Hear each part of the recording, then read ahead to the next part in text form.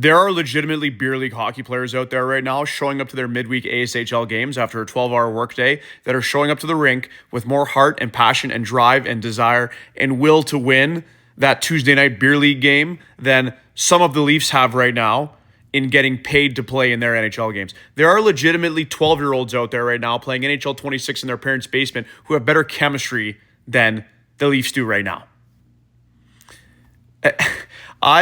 I bleed blue and white till I die, and I ride with this team until the wheels fall off. There's still 60 games left in the season. They're still only 4 points back of the playoffs, and they've been decimated by injuries. Let's not pretend that hasn't played a factor, okay? So the wheels have not fallen off yet, but they're starting to get very, very wobbly. And I must admit that, after watching the way the Leafs sucked all the fun out of Hockey Night in Canada last night, after realizing at the end of the game that the only three guys that showed up for Hockey Night in Canada in Montreal were Tavares, OEL, and Woll. It could have been 10-2 Montreal last night if it wasn't for Wonderwall. After realizing that we just gave Montreal their mojo back, here you go. There you go, guys. No problem. After seeing the way that Montreal, took liberties with the Leafs, after the final whistle and pushed them around, they essentially sent the Leafs a message after the game last night saying, hey, we own you. And the Leafs' response was, yes, daddy, you do.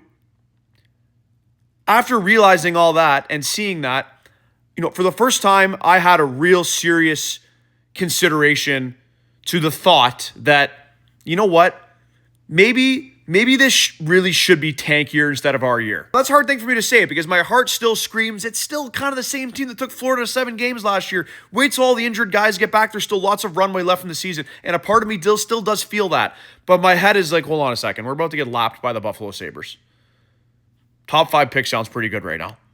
We can take a run at Gavin McKenna. Hell yeah, let's do that. That's the smarter thing to do right now.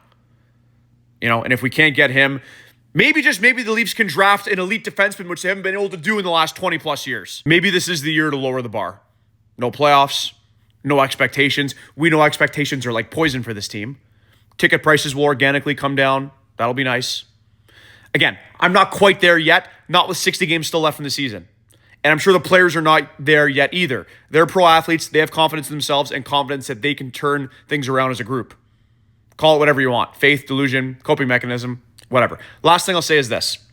If I was coaching this team, I'll tell you what would not be a consideration, it would be certain, is that I would be sitting Riley, Domi, and Joshua next game. But they can't do that because of all the injuries. So we'll see. You guys drop a comment what your thoughts are. Thanks for watching. And go Leafs go, or I don't even know right now.